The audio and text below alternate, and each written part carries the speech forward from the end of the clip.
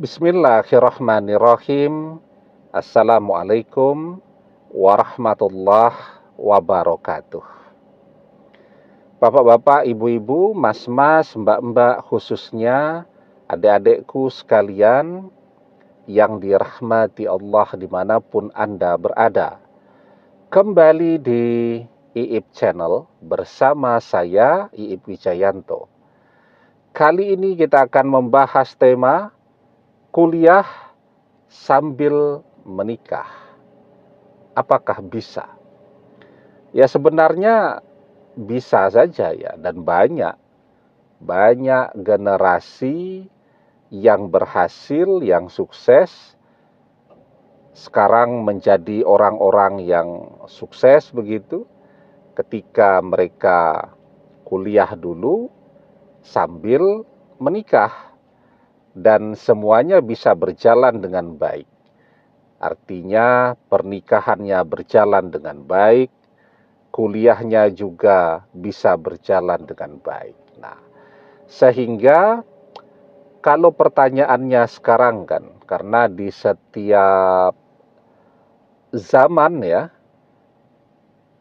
walaupun orangnya kan ganti terus ya, tetapi keinginan seperti ini selalu muncul. Ya, karena memang keinginan menggebu-gebu atau sangat menginginkan untuk menikah itu biasanya memang muncul pada fase usia dewasa muda. Ya, jadi dewasa muda itu transisi dari remaja. Jadi misal kalau remaja itu sampai usia 18 tahun, SMA itu. Nah, dewasa muda itu kira-kira usia mahasiswa semester awal tuh, semester 1, 19 tahun. Nah, sampai kira-kira usia 23, 24, 25 tahun.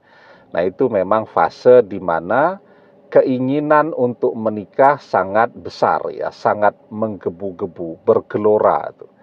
Nah, sehingga ketika orang memang mau menikah pada fase itu, sementara dia juga harus kuliah, jadi yang dilihat jangan perkuliahan ini dianggap sebagai beban ya. Nah, tetapi ketika perkuliahan itu orang bisa menikmatinya, menjalaninya dengan senang, dengan bahagia. Pada sisi yang lain, keinginan juga untuk menikah sudah sangat besar, maka ini bisa jalan ya dengan baik begitu. Pertanyaannya bagaimana membiayai kan rumah tangga yang sudah berjalan tadi. Nah, jadi pembiayaan rumah tangga itu yang pertama, kalau pernikahan dalam keadaan masih kuliah tadi mendapatkan restu dari orang tua ya. Dan orang tuanya juga adalah orang yang punya visi yang sama dengan anak-anak tadi lah, daripada pacaran nanti pacaran malah takrob zinah, malah berzinah, malah orang tua yang repot kan. Apalagi kalau kuliahnya merantau, orang tua tidak bisa memantau terus kan. Dia bilang malam hari di mana, di kos-kosan begitu. Diajak video call ngadapnya ke arah tembok kan. Yang kelihatan cuma tembok saja tuh di belakang. Tak taunya sedang nginap di kos-kosan pacarnya, atau sedang jalan kemana. Nah, jadi daripada pacaran kemudian berzinah, maka tentu memilih untuk menikah saat masih kuliah itu kan baik-baik saja. Ya. Dan pembiayaan tadi ketika orang tua memberikan restu, tentu orang tua akan tetap mensupport sampai kuliahnya beres dan bisa mencari pekerjaan. Nah, itu pilihan yang pertama. Kemudian pilihan yang kedua, membiayai pernikahannya sendiri. Nah, kalau di zaman saya dulu kan, yang namanya bekerja itu memang orangnya harus berada di tempat bekerja. Atau bisa lah kita kerja part-timer tuh bisa ya. Pagi kita kuliah, kemudian kita ngambil shift sore atau malam untuk bekerja, itu bisa.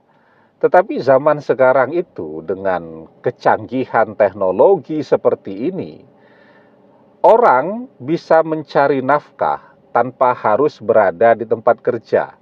Dia berada di rumahnya. Ya, misal yang paling banyak itu kan orang bekerja bisnis jual beli begitu secara online. Kan itu sudah banyak tuh yang melakukan. Yang gagal ada, yang sukses karena dia tekun banyak, ya. Karena itu kan kunci keberhasilannya itu kembali kepada ketekunan seseorang dan keinginan seseorang untuk berhasil. Wa alaysa lil insani illa masya'a. Dan bahwasanya seorang manusia tiada memperoleh selain apa yang telah diusahakannya. Semakin kuat orang mau berusaha, semakin banyak waktu yang dia gunakan untuk berusaha, semakin semangat dia dalam berusaha, maka akan semakin banyak pula rezeki yang bisa dia dapatkan.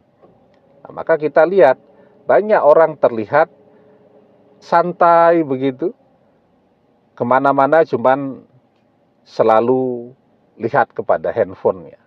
Dan dia bisa berhasil karena tadi, ya, walaupun kelihatannya santai, tetapi sesungguhnya dia bekerjanya tidak pernah berhenti itu. Hari libur pun dia tetap bekerja, walaupun bekerjanya secara online tadi. Nah, jadi itu dua pilihan tuh. Pertama, orang tua akan support. Yang kedua, tanpa disupport oleh orang tua pun, mereka ini yang menikah ini ketika masih kuliah juga tetap bisa survive. Caranya dengan membiayai sendiri, memanfaatkan kecanggihan teknologi sekarang, apakah mau bisnis, jual beli baju, jual beli parfum, jual beli apapun secara online ya, itu bisa dilakukan ketika secara online tidak mengganggu perkuliahan. Atau misal ya, dia kuliah dalam program studi bahasa tuh. Nah, sekarang kan banyak tuh orang membuka kursus bahasa Inggris, kursus bahasa Jepang, kursus bahasa-bahasa yang lain secara online. Ya. Misal malam hari ya. Tapi secara online dengan Zoom meeting dan seterusnya. Nah, itu juga bisa tuh menjadi sumber nafkah bagi keluarga. Jadi kuncinya memang banyak orang menikah ketika sudah mapan dan ternyata pernikahannya juga berantakan. Kenapa? Ya karena manajemen pernikahan tadi tidak baik ya, kemudian tidak setia dan seterusnya dan seterusnya. Dan banyak orang yang menikah mulai dari nol ketika masih sama-sama kuliah dan mereka berhasil. Dua-duanya berhasil, kuliahnya beres, kemudian pekerjaannya juga oke. Nah, jadi semuanya bisa berhasil, bisa gagal. Kalau orang ingin berhasil, maka kuncinya adalah kerja keras, kemudian setia. Pernikahan itu yang paling penting kan setia kepada pasangannya. Jangan ketika susah setia, ketika sudah mapan lupa dengan pasangannya. Kemudian yang ketiga, terus berdoa, memohon pertolongan Allah agar Allah memberikan jalan yang terbaik, memudahkan semua urusannya dan memberikan kesehatan ya sebagai modal orang di dalam bekerja, di dalam kuliah, di dalam menjalani pernikahannya. Dan juga diberikan panjang umur. Amin. Demikian, semoga bermanfaat. Wallahu a'lam bissawab, billahi taufik wal hidayah. Assalamualaikum warahmatullahi wabarakatuh.